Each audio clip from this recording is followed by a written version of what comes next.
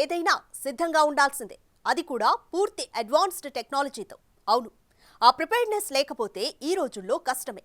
ఓ పక్కన చైనా కుయుక్తులు, ఇంకోవైపు దాయాది పాకిస్తాన్ ఉగ్ర కుట్రలను ఎదుర్కోవాలంటే అత్యాధునిక యుద్ధ తంత్రం ఉండాల్సిందే. సమర్థంగా ఎదుర్కోవడానికి అన్ని రకాలుగా రెడీ అవ్వాల్సిందే. టెక్నాలజీని అడాప్ట్ చేసుకునే బదులు దేశీయంగానే డెవలప్మెంట్పై గత కొన్నాళ్లుగా కేంద్రం ఫోకస్ చేస్తోంది. ఆత్మనిర్భర్ భారత్ పేరుతో కార్యాచరణ ఇప్పటికే రెడీ అయింది.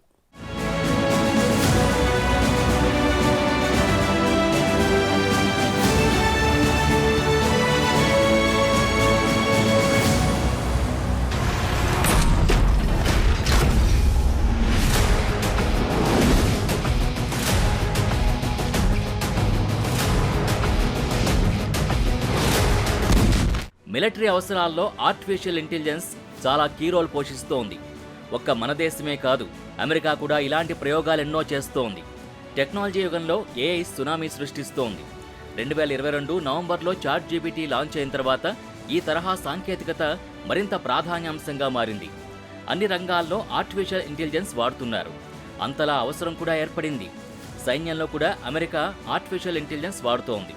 ఫిబ్రవరిలో మిడిల్ ఈస్ట్లో వైమానిక దాడుల టార్గెట్ గుర్తించేందుకు అమెరికా ఏఐతోనే డీల్ చేసింది. యుద్ధ పరిస్థితుల్లో ఏఐ వాడకాన్ని అమెరికా సైన్యం ఇప్పటికే టెస్ట్ కూడా చేసింది. వైమానిక దాడులకి లక్ష్యాలను గుర్తించేందుకు పెంటగాన్ కంప్యూటర్ విజన్ అల్గారిథమ్స్ని రంగంలోకి దింపింది. 85కి పైగా ఎయిర్ అటాక్స్ ఈ ఏఐ అల్గారిథమ్స్తోనే చేసింది అమెరికన్ ఆర్మీ. ఇరాక్, సిరియాలోని rockets, missiles, drone storage, militia ఆపరేషన్స్ని గుర్తించి టార్గెట్స్పై విరుచుకుపడింది. అమెరికా రక్షణ విభాగంలో ఆటోమేషన్ పెంచేందుకు 2017లో ఏర్పాటైన ప్రాజెక్టు మావెన్లో భాగంగా ఎయిర్ స్ట్రైక్స్కి అవసరమైన అల్గారిథమ్స్ని అభివృద్ధి చేసినట్టు America central command chief technology officer ఇటీవలే క్లారిటీ ఇచ్చారు.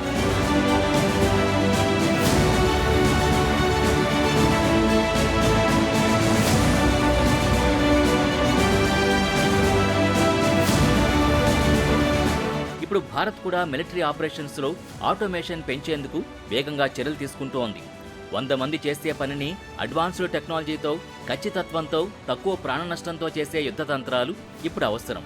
సరిగ్గా అవసరాన్ని గుర్తించిన భద్రతా వ్యవస్థలు టెక్నాలజీతో ఆటోమేషన్ని మరింతగా పెంచేందుకు స్పీడ్గా వెళుతున్నాయి. భూ, జల, వాయు మార్గాల్లో పటిష్టమైన రక్షణే లక్ష్యంగా భారత్ అడుగులు వేస్తోంది. ప్రపంచంలో తాము శక్తివంతమైన దేశాలు అని చెప్పుకునే వారికి చెక్ పెట్టేలా భారత్ సిద్ధమవుతోంది. రక్షణ పరంగా అన్ని జాగ్రత్తలు తీసుకుంటోంది. సేఫ్టీ విషయంలో ఒక్కో మెట్టు ఎక్కుతోంది. ఎవరికీ తగ్గేదేలే అంటూ పరోక్షంగా చైనాకి సవాళ్లు విసురుతోంది భారత్.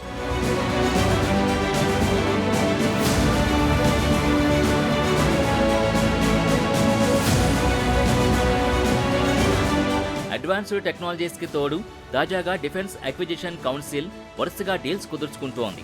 దేశానికి ఏది అవసరమో వాటిని పట్టాలెక్కిస్తోంది. భద్రతా బలగాల్ని మరింత బలోపేతం చేసే దిశగా రక్షణ శాఖ ఇటీవలే కీలక నిర్ణయం తీసుకుంది.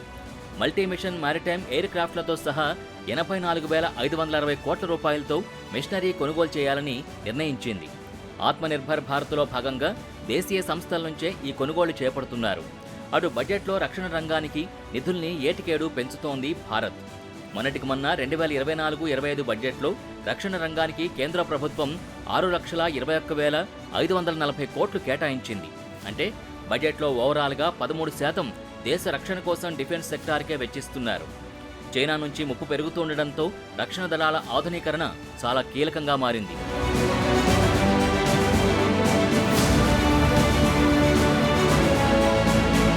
చైనాతో సరిహద్దు వద్ద ఉద్రిక్తతలు కొనసాగుతుండటంతో ఒకవేళ యుద్ధం జరిగే పరిస్థితులే వస్తే అంతా రెడీగా ఉండడానికి వీలుగా రోడ్లు, బ్రిడ్జులు వంటి మౌలిక వసతులు కావాలి. అందుకే సరిహద్దు రహదారి నిర్మాణ సంస్థకు ప్రస్తుత బడ్జెట్లో 6,500 కోట్ల కేటాయింపులు చేశారు. ఇటీవలే అరుణాచల్ ప్రదేశ్లో కీలకమైన సేలా సొరంగాన్ని ప్రారంభించారు. దీంతో చైనా బోర్డర్కు ఎలాంటి వాతావరణ పరిస్థితులున్నా యుద్ధ ట్యాంకులు కూడా వెళ్లేందుకు ఆస్కారం ఉంటుంది. మొత్తంగా అడ్వాన్స్డ్ టెక్నాలజీతో పాటే ఆయుధ వ్యవస్థలు, అలాగే మౌలిక వసతులు, సరిహద్దులకు సులువుగా వెళ్లి రావడానికి వీలుగా రోడ్లు, బ్రిడ్జిలను కూడా ప్రాధాన్యాంశంగా తీసుకున్నారు.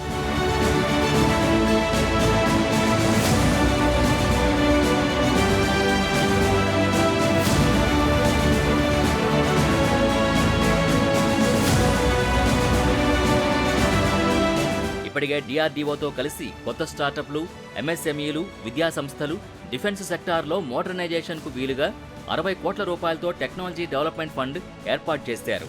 నిజానికి డిఆర్డీఓ చాలా ప్రైవేట్ సంస్థలతో కలిసి కొత్త తరహా ఆయుధ వ్యవస్థల్ని పరీక్షిస్తోంది. సక్సెస్ రేటు చాలా వరకు కనిపిస్తోంది. 2020 నుంచి అమెరికా, చైనాల తర్వాత డిఫెన్స్పై ఎక్కువ ఖర్చు చేస్తోంది ఇండియానే. భారత సాయుధ బలగాల్లో ఆర్టిఫిషియల్ ఇంటెలిజెన్స్, ఏరోస్పేస్ అభివృద్ధి కోసం టెక్ కంపెనీలకు లాంగ్ టర్మ్ లోన్లు ఇవ్వడానికి, ఈ రంగంలో స్టార్టప్లకు ట్యాక్స్ బెనిఫిట్ కల్పించడానికి ఇటీవలి బడ్జెట్లో 1,00,000 కోట్ల రూపాయల్ని కేటాయించారు.